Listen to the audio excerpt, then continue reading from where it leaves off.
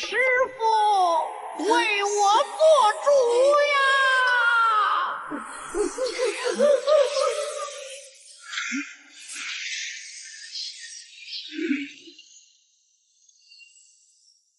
你这妖猴，妄想对抗我西方万神殿，拯救洪荒，今天定叫你形神俱灭！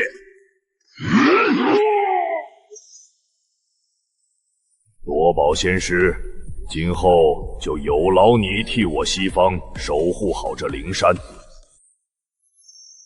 六耳灵猴抵御妖猴有功，特封为斗战神猴，赐9转金莲1枚。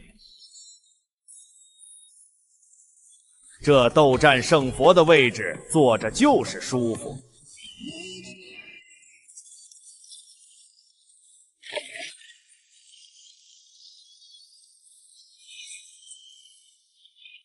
你联合六耳杀我爱徒，灭他神魂，今日我便毁你金身，踏平灵山。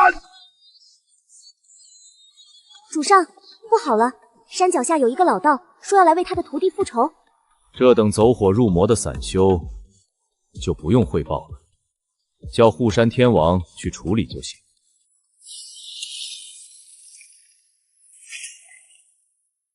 何方散修，敢来我万神殿撒野！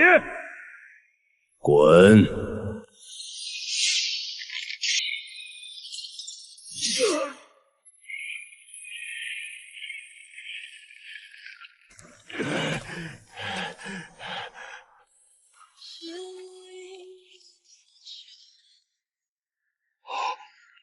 他以金仙修为的护山天王竟不堪一击，快去禀报多宝仙师！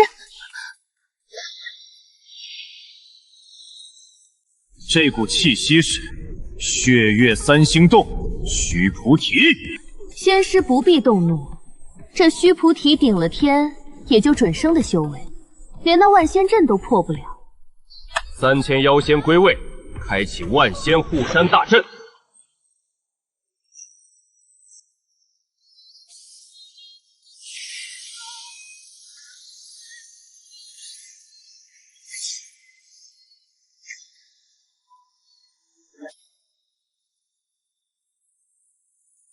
两位道友请看好了，这万仙阵可是接引准提2位圣人遁入虚空前所布置的绝世阵法，哪怕是准圣巅峰的强者闯入，也会在顷刻间被无边的仙道度化，成为阵法的一部分。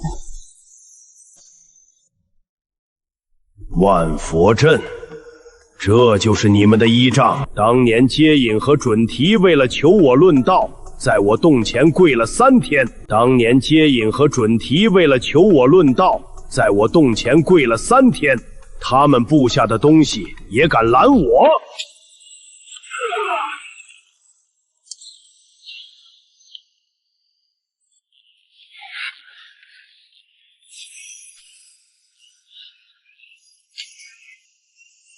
我的天之气息，我的精神要裂了！这是天地大恐怖，一脚，仅仅是一脚就破了万仙大阵，这究竟是什么境界？二圣底蕴，不堪一击。这股无上的威压，他来了，救我！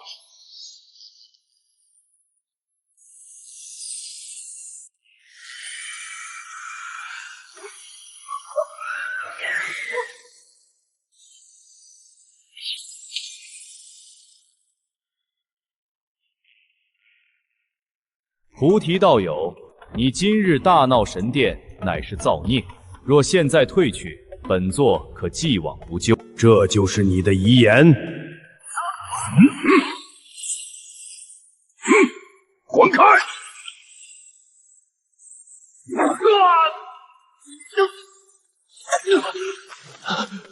多宝仙师被一巴掌扇退了。滚开！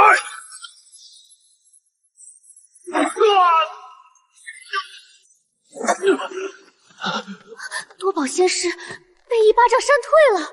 既然这么喜欢偷，那老道就帮你把这身借来的皮扒下来。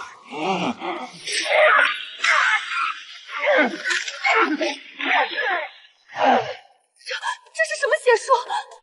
你算尽天机，算尽人心，可你唯独算漏了一件事：有些徒弟师傅打的，别人碰都碰不得。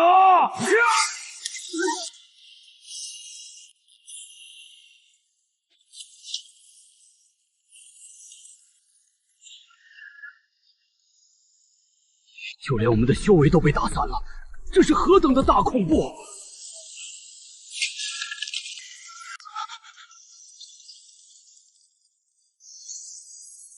掌中佛国，迷力之珠也放风华。若是接引那个老东西出手，我或许多抬一指。至于你，太弱，弱的让我连杀心都提不起。你到底是谁？圣人分身？不可能！你是何方魔神？我是谁不重要，我徒弟受过的罪，你们今天得千百倍的还回来。你说对吗，小如来？狂妄！须菩提，此乃佛门圣地，岂容你这般撒野？菩提祖师下山了，一指戳碎如来金身，燃灯捕活怒。须菩提，此乃佛门圣地，岂容你这般撒野？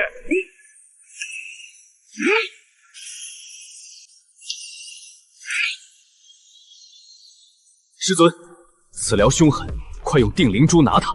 燃灯，当年在紫霄宫听到抢座位没抢过，躲在角落里哭鼻子的那个菩提，住口！燃灯恼羞成怒，大手一挥，24颗定海珠祭出五色毫光，照耀诸天，带着粉碎虚空的威势狠狠砸向。好东西，可惜跟错了主子。面对那砸来的24颗定海珠，菩提连手都没抬，只是张开嘴对着那呼啸而来的法宝轻轻吹了一口气。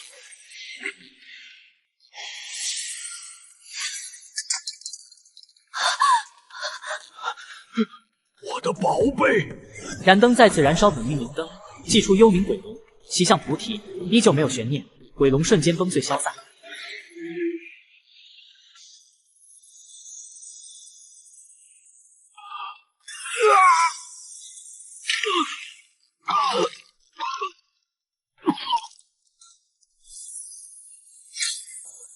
既然没人赶上了，那就开始算账吧。狮驼岭三妖残害生灵无数，如来你却视而不见。老祖饶命，那是主人让我干的。狮驼岭，骷髅若岭，骸骨如林，现在求饶，晚了。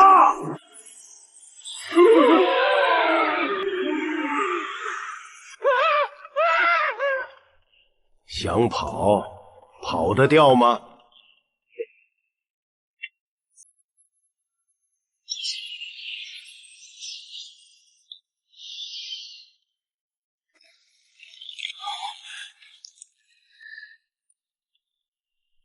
今日佛门不清，那老道就帮你们清一清。普贤，文书。慈航，当年悟空被压五行山，饮铜汁，吃铁丸，你们去看了吗？没去看，那是没空，还是觉得一只猴子不值得你们浪费时间？自己的徒子徒孙被打成这样了，当老大的还沉得住气？菩提抬着头看着西方极乐世界的尽头，那里有一片混沌未开的世界。西方天际，紫气浩荡连绵3万里，瞬间屏蔽了苍穹。原本被血色笼罩的灵山，刹那间祥云万道，锐气千条。一股比之前如来强横了1000万倍的威压毫无征兆的降临了。如果说如来的威压是一座山，那这股威压就是整片天。阿弥陀佛。嗡嘛呢叭咪吽，嗡嘛呢叭咪吽，嗡嘛呢叭咪吽。老师，弟子无能，求老师做主。痴儿，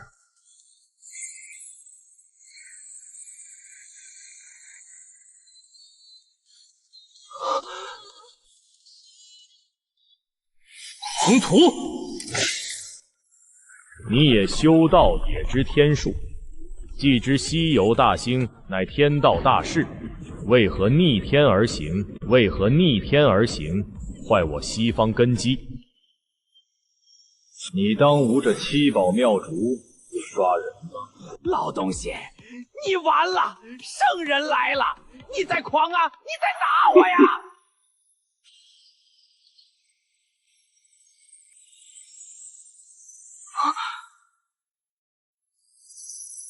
我就知道，你们这两个不要脸的东西肯定坐不住。吾念你修行不易，本想留你一线生机。既然你一心求死，那便化作灰灰去吧。菩提动了，然后向前踏了，仅仅是一股无法形容的气息从那具瘦弱的身体里毫无保留地爆发了出来。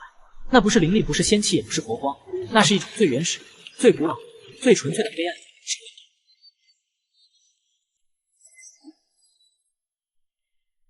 这可是极品先天灵宝。莫非你是？接引和准提的记忆回到了他们成圣之前。道无可道，佛本是道。若有一日，尔等背道而驰。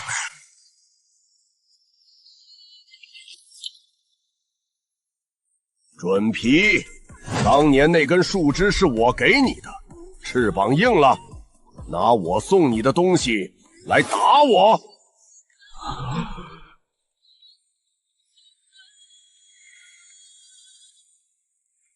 老师，开！菩提祖师下山了，踏普山，秒杀多宝和燃灯，就连接引和准提两位圣人都乖乖跪地匍匐，称其一声老师。老师，行了，别在那儿演戏给我看，我让你们起来，别在这儿丢人现眼。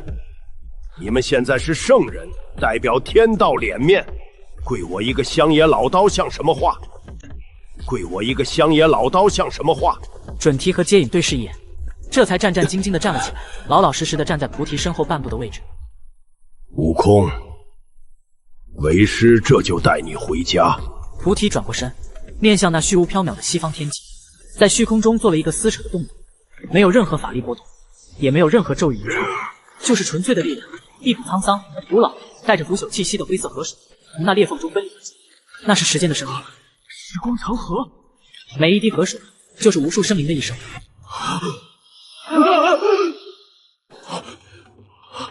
复活一个人不难，去地府查查生死簿，捞个魂魄就行。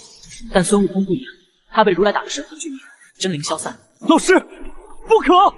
逆转时空复活王者乃逆天大忌，天道不容，强行干预必遭天谴，引无量量劫。天谴？天道算个屁！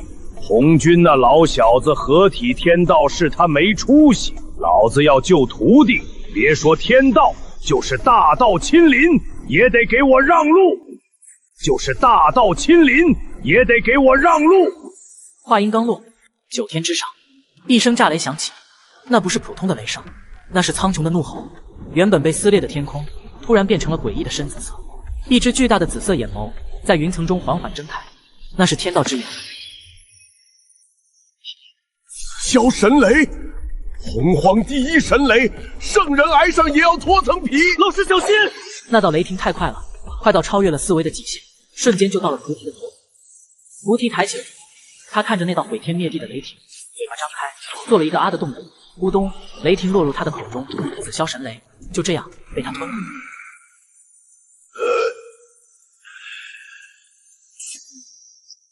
味道淡了点儿，比起当年的混沌神雷，这玩意儿跟白开水没什么区别。菩提不再隐藏，亲手唤出无上仙天之笔。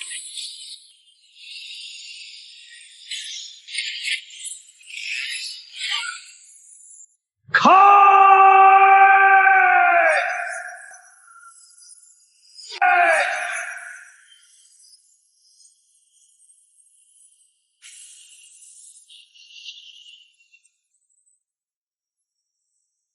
给我起！菩提祖师强行逆转时空，在时间长河中寻找死去悟空的元神，瞬间看呆了一旁的西方二圣。这是何等伟力！这就是老师的境界吗？时光长河的水很冷，那种冷不是温度上的低，而是来自灵魂深处的孤寂。但这都无法阻拦他去寻找那只桀骜不驯的猴子。在哪儿呢？别怕，师傅来了。菩提祖师的双手在河水中搅动，河水激荡溅起的浪花里映照出一幕幕过往的画面。找到了。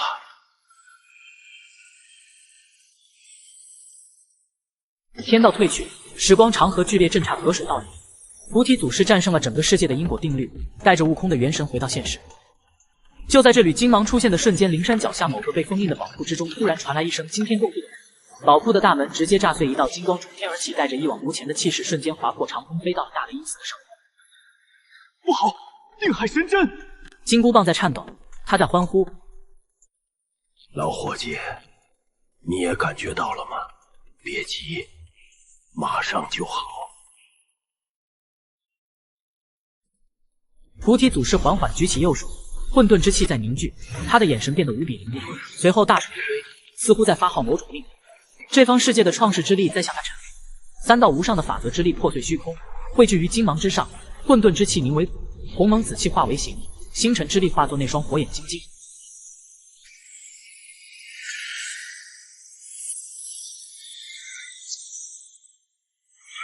那个身影，那个曾经让满天神佛头疼的身影，那个曾经让妖魔鬼怪闻风丧胆的身影回来了。悟空，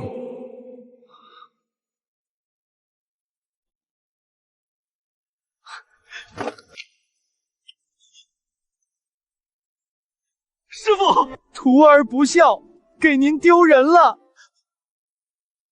傻猴子，你没丢人，丢人的是那群算计你的坏蛋。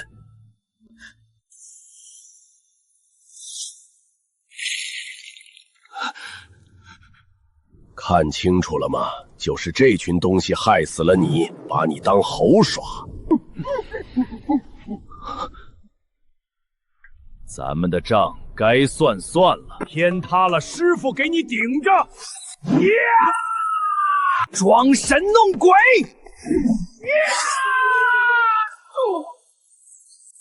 他就站在原地，左手轻轻一比，六耳的攻势瞬间被化解。六耳猕猴全力旋转手中的铁杆钉，卷起雷霆万钧之力，带着呼啸的风声狠狠砸向孙悟空。然而攻击却被一缕无形气墙尽数化解。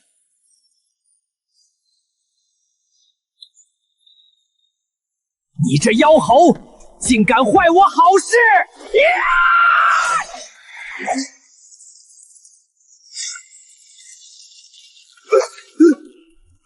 ！Enemy pentakill！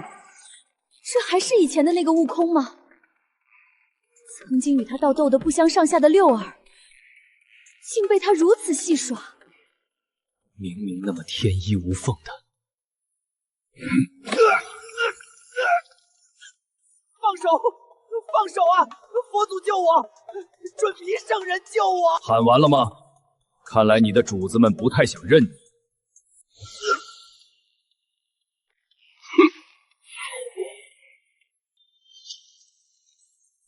当年你们设计陷害吾之时，可曾想到会有今日之果？大圣爷爷，我错了，我是假的，我是冒牌货，我是个空气，空气。不，你没错，你只是做了你认为对的事情。你也是为了自己的欲望。道理俺老孙懂，你错就错在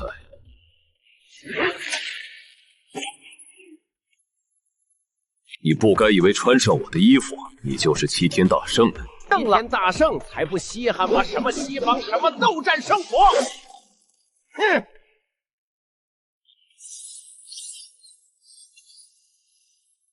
怎么心疼了吗？这都是你选的偶像。您法力高深，救苦救难，当年就不知道救我。菩提祖师下山复活死去的悟空，惊呆了众神。您法力高深，救难，当年就不知道救我。接上集内容，慈航大师被孙悟空质问，心生恐惧，竟直接显化出了真身。悟空，哦不，大圣，当年的我也是身不由己，想救你却救不得。他竟然因为恐惧而显现出了原版面貌，难以置信。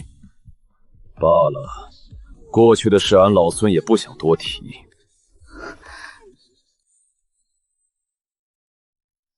借样东西。大圣，要借何物？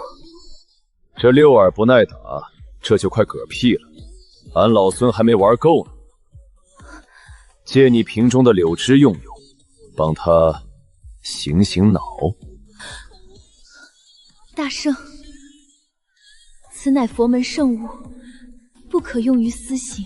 杨柳枝沾染的是甘露，是慈悲，是生机。若是用来做坏事，那是对众生慈悲最大的亵渎。做坏事？你们当年把俺老孙骗进八卦炉里炼的时候，算不算私刑？把我压在五行山下，算不算私刑？设计让六耳打死我的时候，算不算私刑？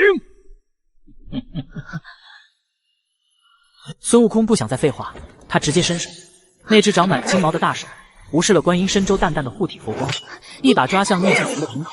慈航大师下意识的想要后退，想要运转法力抵抗，这是一种本能的自卫。然而，就在他法力刚刚运转的瞬间，菩提祖师只是淡淡的看了慈航一眼，原本凝聚起的法力瞬间溃散，那种来自灵魂深处的威压，让他根本无法控制自己的身体，双腿一软跪了下来。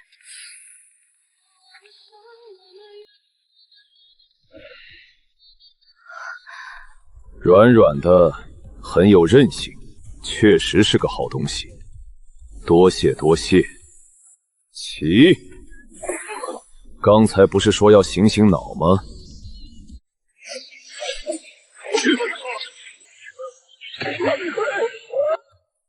这一边是为了那个被你气死的唐僧。慈航看着这一幕，这是折磨六耳，也是在折磨他。随着身躯一震，左眼落下了一滴眼泪。这一边是为了俺老孙这500年的冤屈。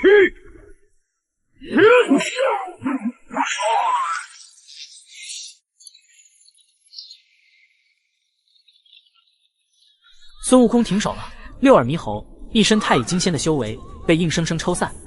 既然气出的差不多了，那就该送这冒牌货上路了。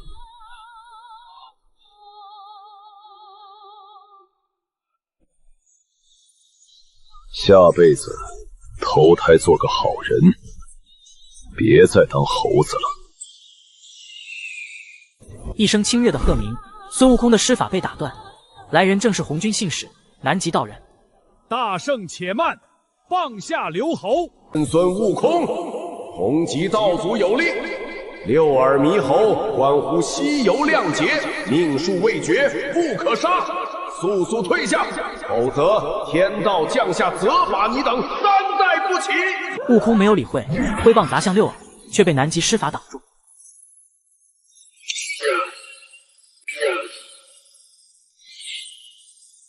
孙悟空，你竟敢违抗道祖法旨！想不到这南极道人竟然有着准圣巅峰的修为，轻易的就从孙猴子手中救下了六耳。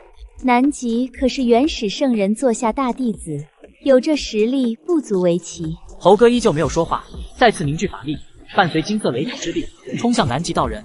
南极从容伫立，同样以神雷锁定猴哥，随后雷伐之力。南极道人一下场，代表的就不是他自己，而是阐教，是天道。这下我西方有救了。没想到这事竟然惊动了红军道祖，这该如何是好？老师和道祖我们都惹不起，还是少掺和，静观其变好。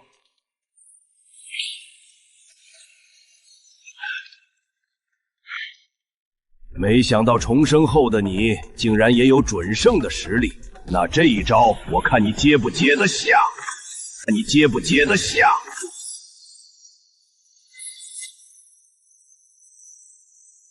此乃红军道祖亲传神通，堪比圣人一击，受死吧，孙悟空！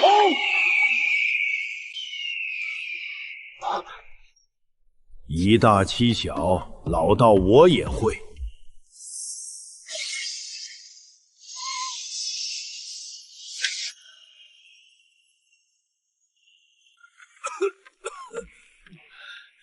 你这妖道！我是阐教首徒，我是奉道祖之命。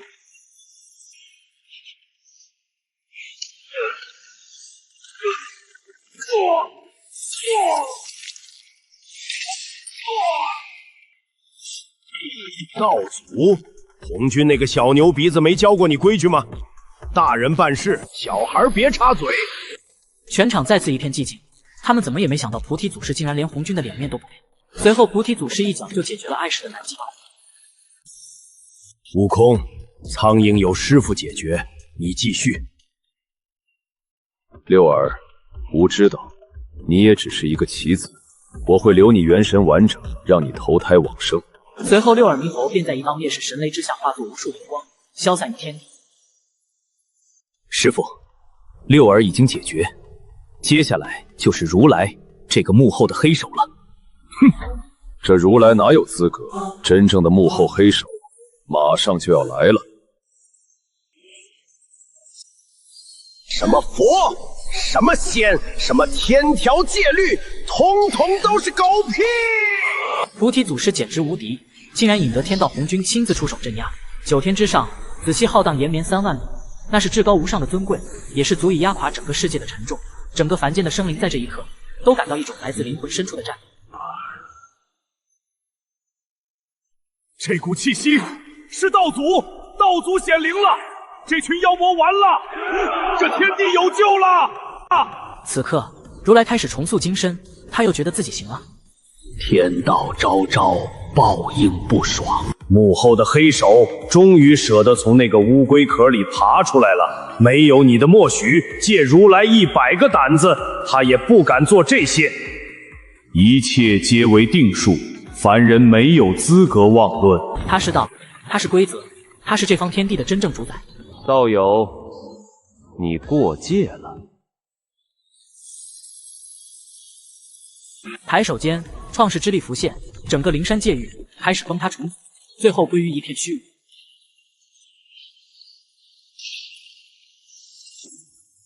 这就是道祖的创世之力吗？抬手间就可以毁灭或者重塑一片天地。这方天地皆为道祖所创，这方天地就是他的法则领域。红军言出法随，身后瞬间浮现2座太古神山，他在命令，他在审判。那种高高在上，视万物为刍狗的淡漠，让孙悟空浑身的猴毛都竖了起来。菩提祖师抬起头，无上的混沌之气从他脚下升起，瞬间便撕碎了红军的领域，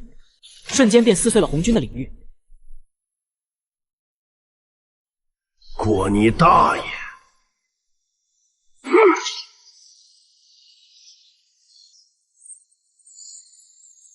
放肆！造化玉蝶，蕴含3000大道法则的至宝，无数条法则锁链从玉蝶中垂落，朝着菩提笼罩而下。这不是攻击，这是抹杀，是从因果律层面将菩提这个存在从这方天地中彻底抹去。孙悟空试图前去营救，却发挥不出丝毫的作用。红军漠视着这一切，享受着眼前蝼蚁的无能为力。然而这份享受却并未持续多久。菩提祖师微微一笑，呵呵，老道逗你玩呢，你还就真信了？跟老道玩规则，还早了点儿。面对道祖的造化玉蝶，哪怕是我俩合力抵挡，也难逃被抹除的命运。老师仅靠气息就震碎了那道枷锁的法则之力，难以想象。你的力量为何不受天道压制？压制？就你那个破天道，漏洞百出，私心太重，早就该羞羞了。好，好，好！既然你们找死，那贫道就让你们见识一下何为天道之怒。红军的天道气息提升到了一个新的层次，抬手间，虚空中出现一个太古剑阵，无量剑气向着菩提倾袭而来。滚！老道在混沌里教盘古耍斧头的时候，你还是一条在泥地两打滚的蛆瓤呢。红军再次凝聚天道法则，意图以大道符文之力封住菩提的行动，却再次被菩提的简单一拳给震碎。造化玉蝶也浮现一丝裂痕。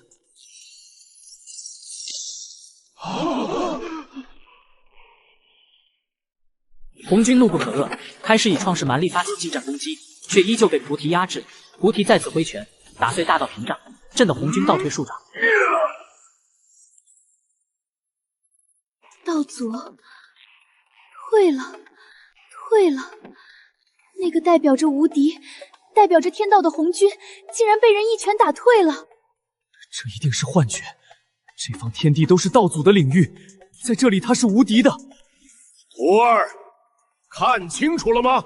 这才是打架。真正的强者只相信自己的拳头，哪怕是天，也得给老子趴下！你难道是混沌魔神？不可能！盘古开天，3000魔神尽诛，你怎么可能还活着？面对菩提的嘲讽，愤怒的红军祭出了三界之力，整个三界的天空彻底变成了血红色，天罚之眼，灭世的前兆。灭世之力，起！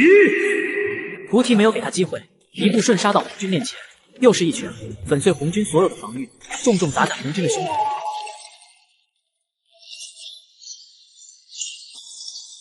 你话太多了。力之法则，3000大道之首，盘古已死，你怎么可能掌握这种力量？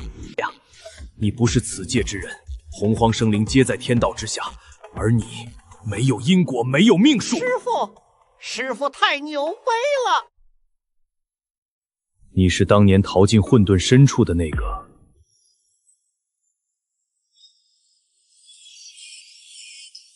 虚无魔神，你是虚无魔神。哟，看来你这老小子记性还不错，居然还能认出我来。怎么，想叙叙旧，还是想接着打？说吧，你到底想干什么？你潜伏在洪荒这么多年，交出这只猴子，不仅仅是为了给我添堵吧？添堵？红军呀，你别给自己脸上贴金了。菩提随手一招，虚空中凝聚出一把藤椅，他舒舒服服地躺了上去，翘起二郎腿。我当年不过是在混沌里睡了一觉，一觉醒来，家就被那个傻大个盘古给拆没了。你们这帮人整天算计这儿算计那，今天亮节，明天杀劫，乌烟瘴气，吵得老道连个睡觉的地方都没有。所以呢？所以，既然你们管不好这个家，那就换个人来管。你想取而代之？我懒得管这些破事儿。我要他做新的三界之主。他竟然要那个猴子做三界之主，这可如何是好呀？不行，他是妖，妖族长天必生祸乱。况且天地乃是天定。天定个屁！玉帝那个废物，是你童子昊天转世吧？那就是个关系户。怎么？只许你安排自己人上位，不许我徒弟当个家？我不是在跟你商量，是在通知你。你可以不同意，老道就用拳头让你同意。好，但他不能乱来，不能毁坏洪荒根基。行了行了，哪儿那么多废话？我徒弟比你那个童子强多了，这三界乱不了。哼！既如此，贫道便不再插手。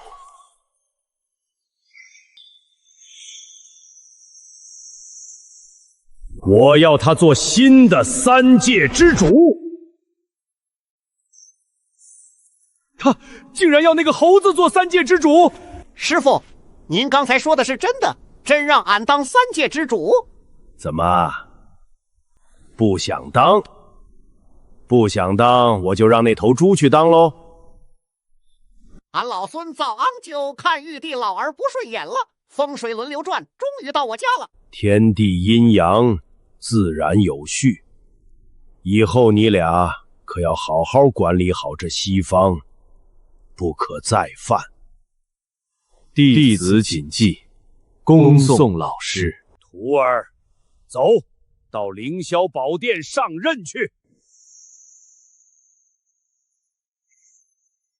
本座的心血，我不甘心。你们给我等着，等着！须菩提，你既然不给本座活路，大家都别活了！如来向一位深渊中的至尊发起了召唤，一道漆黑的雷电穿透了灵山的云层，虚空中，一个长着6只翅膀的巨大蓝天门外，天庭仍在做着最后一丝抵抗，但这毫无意义。滚！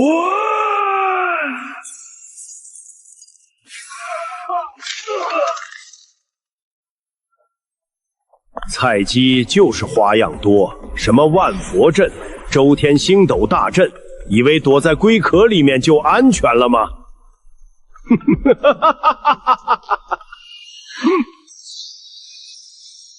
终于，望着凌霄宝殿上的那个宝座，猴哥缓缓走去。突然，一道暗红色的光柱冒出，贯穿了凌霄宝殿的穹顶。这股熟悉的气息，魔祖罗红。不够，还不够，我需要更多的气运。都拿去吧，只要能杀掉须菩提，整个西方都给你，整个西方都给你。你们就斗吧，最后的胜利者终将是我。多宝这个逆徒，竟然打开了魔界之门！完了，魔祖罗侯降临西方，整个西方都会被他吸食殆尽的。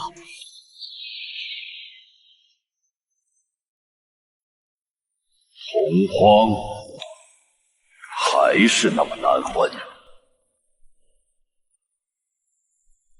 你确定要这么做？请魔祖出手，整顿洪荒。没想到现在的洪荒竟然弱成了这个样子，这些能量根本无法让我回到巅峰状态。魔祖，稍安勿躁，美味的能量马上就会自己送过来。哼，红军真是枉为天道，竟然这么轻易就让本尊踏足洪荒，想着坐收渔翁之利。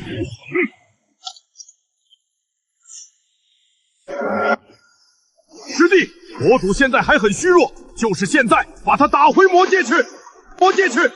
魔祖，你要的能量体已抵达。西方二圣有点东西，但不多，十分不错的能量体。西方二圣不敢怠慢，祭出最强杀招轰向魔祖罗侯。星辰之怒！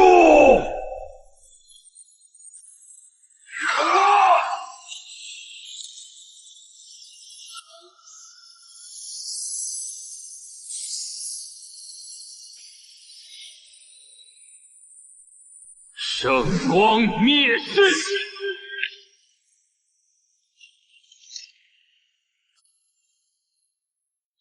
你敢信？接引和准提两位圣人竟被魔祖罗侯如孩童般戏耍。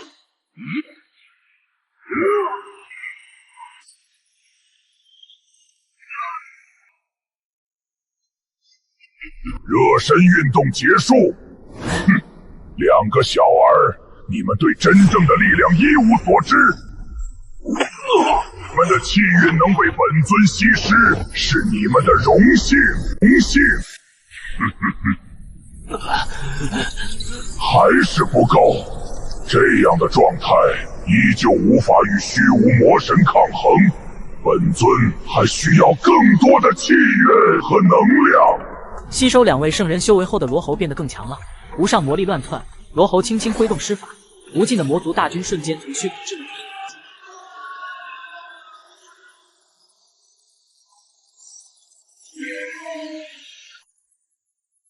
无尽的怨念是本尊力量最好的养料，带上我的魔族大军，我想你应该知道该怎么做。这方天地的凡人怨念定会多到超乎你的想象，希望别让我失望。至于接引和准平该怎么处理？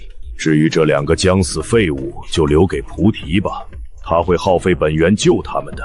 魔族大军瞬间席卷东胜神州，摧枯拉朽，所过之处寸草不生。无数正道修士奋起抵抗，却终归尘土。无数怨念凝聚，勾起万物生灵的阴暗面。罗侯以怨念为食，只要怨念够多，他就可以无限增强，无限增强。老师，魔祖罗回祸乱3界，唯有您能遏制啊！时候未到，待他们2败俱伤后，便是我吞噬罗回、突破天道桎梏之时。红军和多宝这2个坏蛋，为了自己的私欲，竟置苍生于不顾。师傅，我们该怎么办？悟空，这是你的因果，也是为师给你的历练功课。拿出你们当年讨伐俺老孙时的气势来，速速奔赴下界，抵御魔族大军！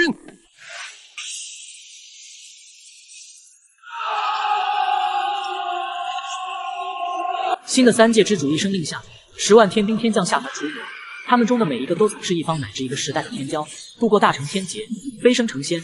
普通的魔族根本不是他们的对手，一边倒的战局瞬间得到抵。老师，弟子无能。为师都知道了，你们也不用自责，一切都是命数。另一边的战场，身为3界之主的孙悟空以一人之力对抗整个魔族大军。猴哥挥舞金箍棒，一棒一个，一砸一片，如入无人之境。战斗的过程中，猴哥对混沌本源的力量掌控也逐渐变得熟练，他的肉身也同时得到。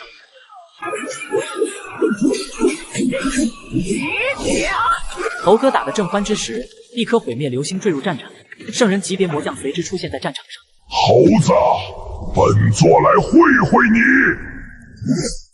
猴子，本座来会会你。面对堪比圣人修为的魔罗，孙悟空没有畏惧，挥舞金箍棒，风云转切入，跃起接上劈棍攻向魔罗。然而魔罗的肉身强悍到令人绝望，纵使猴哥棍法耍得出神入化，却无法对魔罗造成任何实质性的伤害。双方祭出法天象地，身形变得身高万丈。孙悟空战意暴涨，越打越猛，每一棒都快如闪电，重若泰山。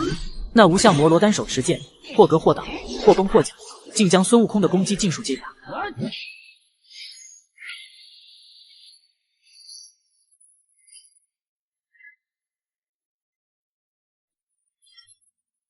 想不到区区一个魔将这么强。洪荒这是无人了吗？竟然让一只仅有准圣修为的猴子来送死！孙悟空拔下一撮毫毛，轻轻一吹，化作4个分身，5个美猴王合力施展花式武连棍，金箍棒暴涨斜烈焰重击，一时之间竟将魔罗压制。招式不错，就是力道差了点儿。接下来轮到本座了，臭猴子！魔罗凝聚血雷之力，无数红色雷光落下，猴哥的分身在雷光下瞬间被烧为灰烬。抓到你了，猴子！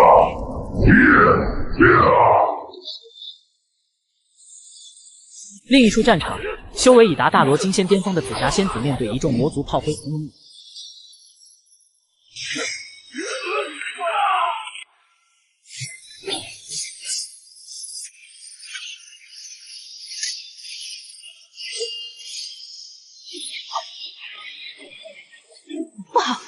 尊宝有危险。悟空，这是你想正道混元、跨入圣境必须经历的劫难。温室中的小娃娃终有长大的那一天。孔宣，你去助悟空一臂之力。多么美味的绝望呀！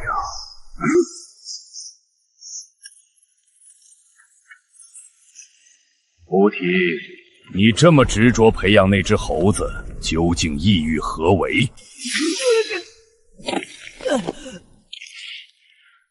结束了，猴子！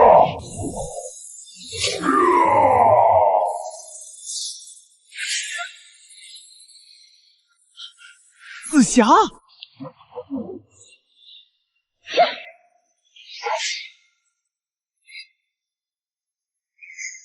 紫霞仙子的到来，猴哥的战意再次得到鼓舞。猴哥瞬间感觉自己强得可怕。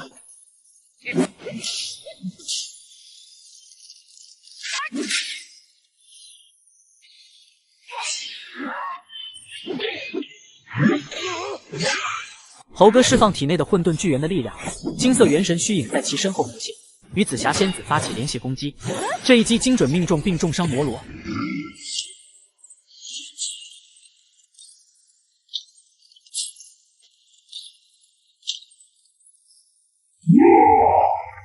没想到本座竟会被逼到这种地步，就让你们见识一下本座极尽升华的真正力量。火力全开的摩罗在力量提升的同时，智商也得到了提高。他将巨剑对准了修为较低的紫霞仙子。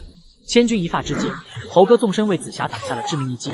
绝望之际，一道五色神光落下，但是困住了摩罗。还好赶上了，没想到罗昏的一个手下都能强成这样。最强准圣孔宣出手，五色神光困住无相摩罗，救下了孙悟空一行。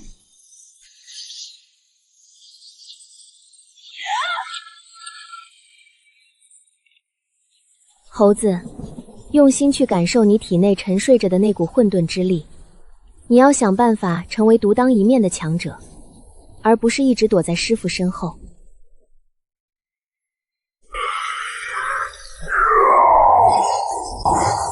圣人之下皆为蝼蚁，再多来一个准圣巅峰，也改变不了什么。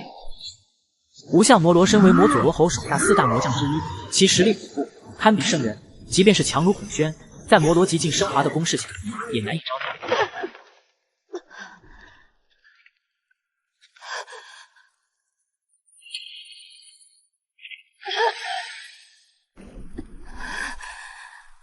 另一处，魔祖罗侯找到了菩提祖师。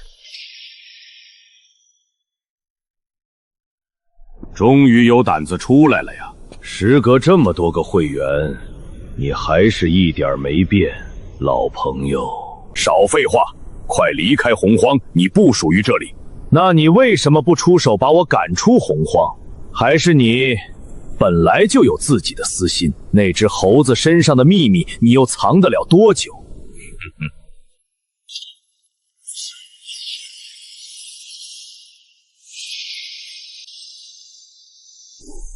不愧是洪荒圣人之下第一人的孔宣，竟以燃烧精血为代价，强行入圣。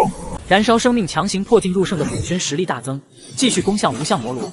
一时间双方竞打的势均力敌，有来有回。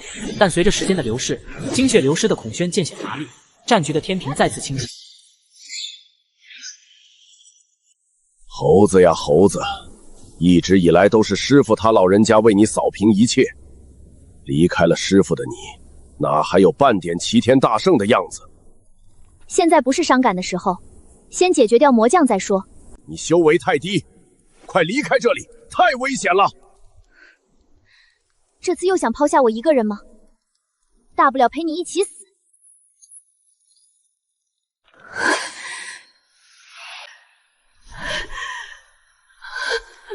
快停下！孔宣，你这样会死的！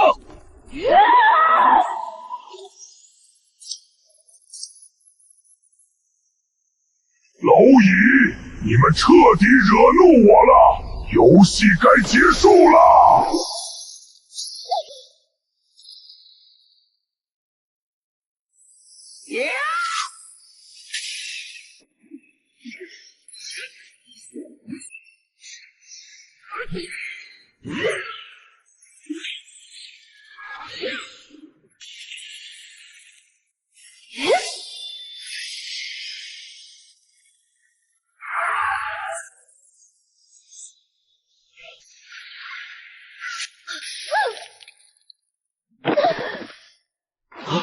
紫霞，不堪一击的垃圾，软弱无力。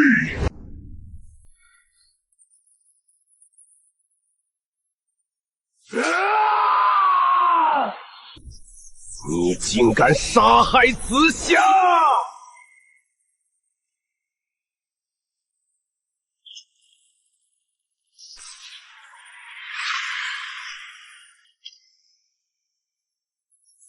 你竟敢杀害紫霞！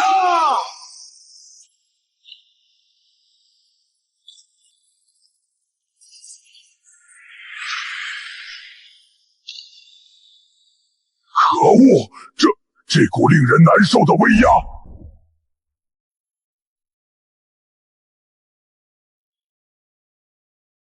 虚张声势的猴子罢了。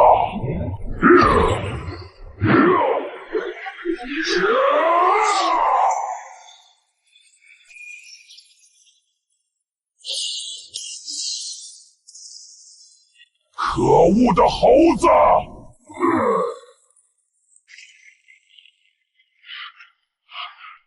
怎么可能？这股不属于洪荒的力量，令人不寒而栗。还好赶上了，还有微弱的气息。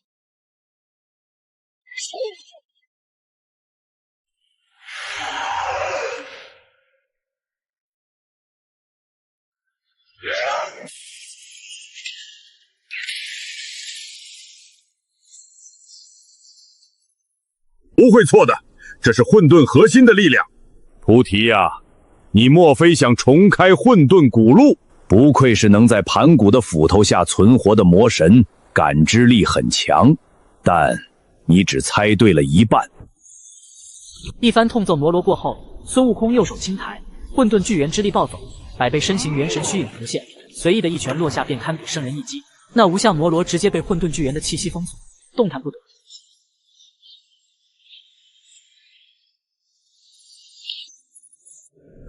哟，这只小猴子有点意思，害得本尊损失一员大将。想走？经过老道我的同意了吗？老道我的同意了吗？原来如此，不会错的，如同盘古般，最原始、最纯粹的破坏。这只猴子根本就不是什么补天石所化。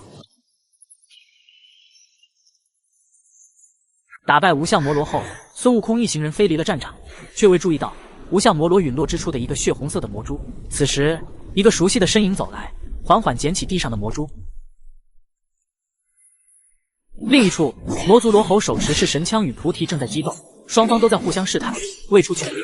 突然，空间碎裂，打断了两人的缠斗。红军踏破虚空，缓缓走来。红军，你终于来了，可让本尊好等。我再不出手，这洪荒的天道恐怕都要姓孙了。红军，盘古化身洪荒前，让你好好守护洪荒，你却放任多宝引魔族入洪荒，生灵涂炭，真是枉为天道。身为天道，我得确保自己永远是这里的天道。至于那些凡人的死活，都是后话。毕竟你的存在已经威胁到我了，虚无。说得真好。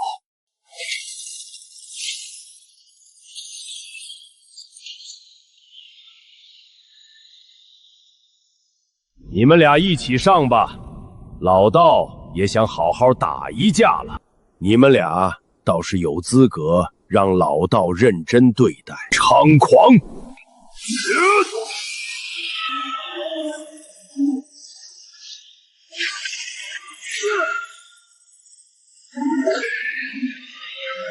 罗侯，你确实变强了一点。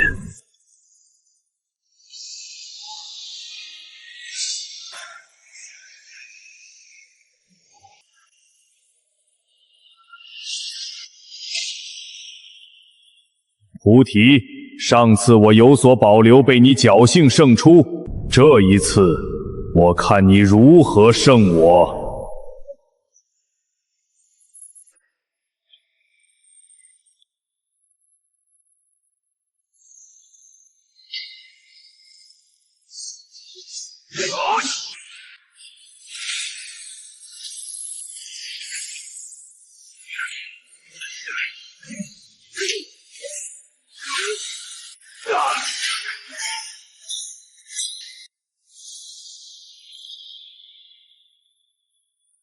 如来，你竟还敢出现！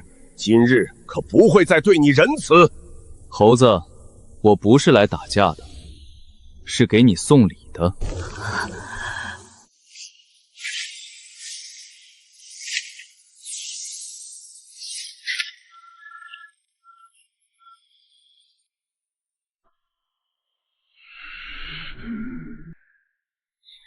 孙悟空双目赤红，浑身混沌之力疯狂涌动，他的身躯开始膨胀，毛发化为金色火焰，背后浮现出一尊遮天蔽日的巨元虚，混沌巨元。孙悟空身上的盘古血脉被彻底激活了，混沌之力和盘古血脉产生共鸣，一道暗红色的光柱从他体内冲天而起，直击混沌深处。那道光柱贯穿了三界壁垒，在混沌中打开了一条古老的通道，混沌古路出现了。不可能！混沌古路，混沌古路只有盘古本人才能开启。菩提，你竟然在时间长河中以混沌核心为猴子重铸身躯。混沌核心，那只猴子的神魂本就盘古血脉所化，再融合混沌核心的话，它就变成了混沌本源孕育的钥匙，拥有引动混沌灾变的能力。你让它成为三界之主，只是为了让它获得我的一丝力量吧？答对了。要想重开混沌古路，洪荒的天道之力，罗回的心魔之力，缺一不可。本尊让多宝去引出猴子的心魔，竟也在你的算计之中。看来你们还不算太笨，先杀菩提，再夺猴子。你们可以动手，但我建议你们先看看那边。孙悟空暴走的混沌之力正在撕裂三界壁垒，从裂缝中传来，不是混沌的虚无，而是某种更加古老、恐怖的气息。那气息不属于任何已知的存在，而孙悟空身上的盘古血脉正在唤醒。那些东西，如果醒了，连我都……菩提这个老东西，从始至终他就没把我们当成他真正的对手，而是棋子。走，就这么算了。你是想和菩提打，还是想和混沌深处的老朋友打？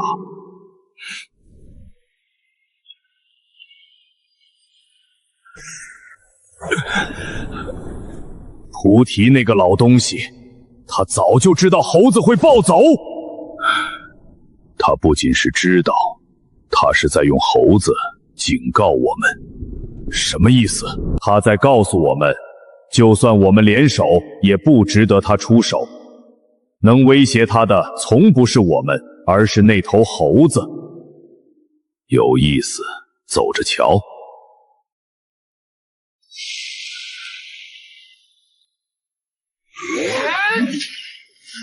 悟空，醒来！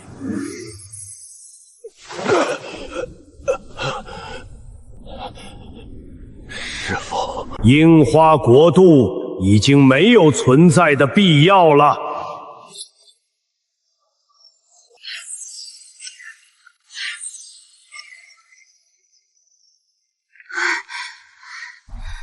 老祖，不好了！樱花岛众妖神趁我们抵御魔族之时入侵洪荒，弹丸之地也敢造次！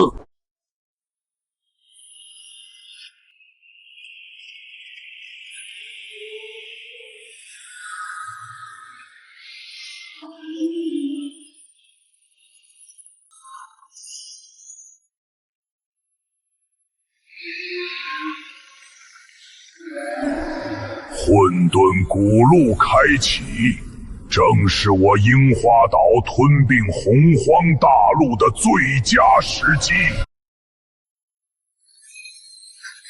老祖，此乃巴西大蛇，樱花岛妖界顶尖战力。又来2个送死的。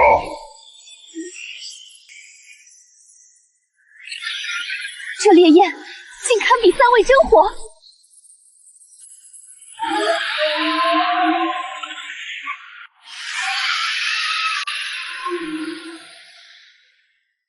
小蛇，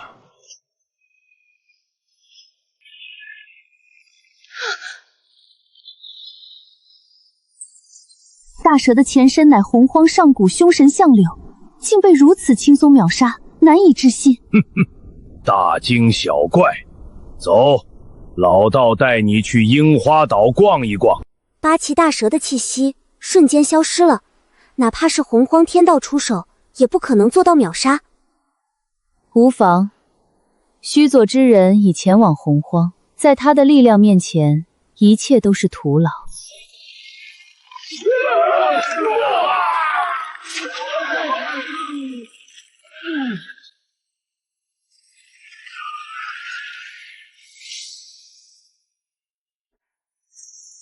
樱花国度，米粒之光，也敢觊觎洪荒，可笑至极！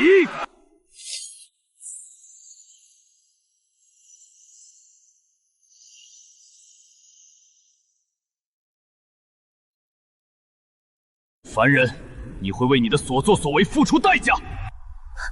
老祖小心，此乃樱花国度3大神明之一的须佐之男，是风暴与海洋之神。8级大蛇曾被他轻松打败。没听说过，很强吗？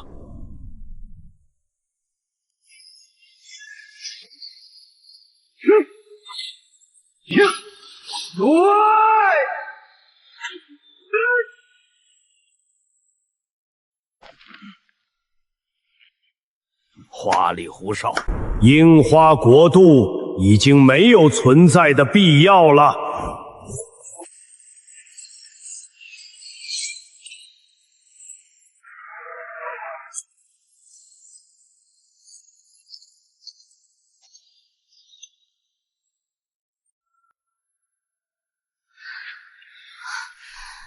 须菩提，吾等誓报此仇，哪怕付出任何代价。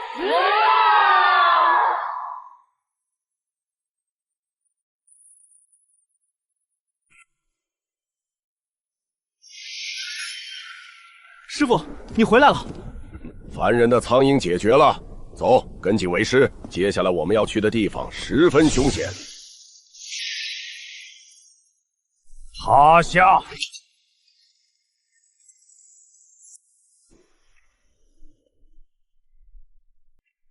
师傅，这是哪里？孔宣他们怎么不见了？作为分身，回归他们各自的本体罢了，有缘自会再见的。那菩提回我樱花国度，还请义父义母为我们做主呀！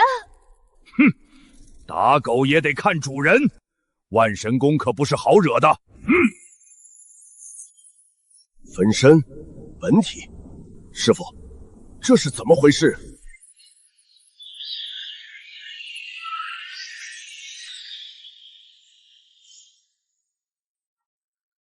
老老实实待在盘古创造的温室里不好吗？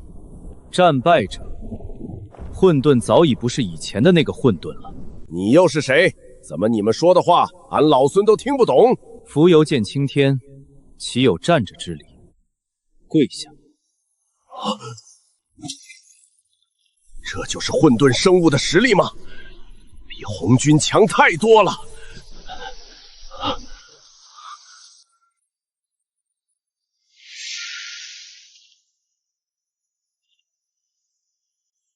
我徒儿的膝盖，你受不起。现在离去，可饶你不死。老头，还当自己是混沌魔神吗？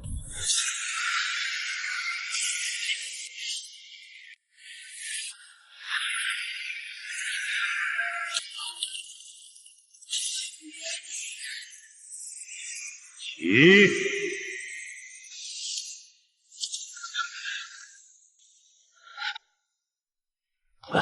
师父到底啥境界？至今无人能看清。他比在洪荒时还更强。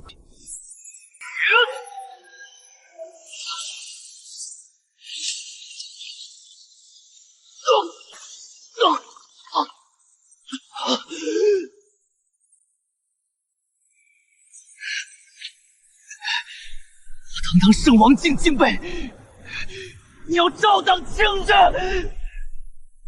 趴下！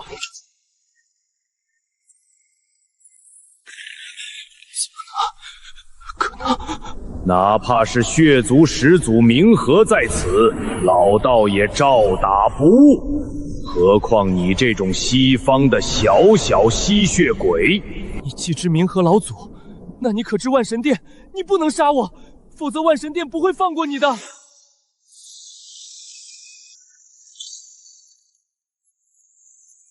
师父太厉害了，你到底是啥境界？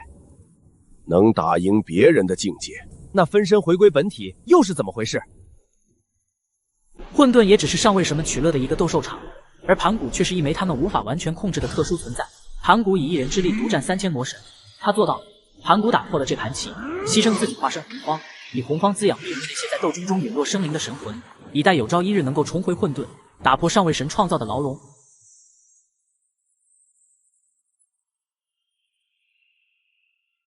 而你，是比三清血脉还纯正的最后一丝盘古血脉所化，也就是罗红口中所说的混沌核心。悟空，你害怕吗？俺老孙都是死过一次的人了，有师父在，俺啥都不怕。哈哈哈，好样的！走，为师带你去提升一下修为。天上笑，地上哭，万古不过一盘棋。命运的轮回者，无论重来多少世，结局都不会改变的。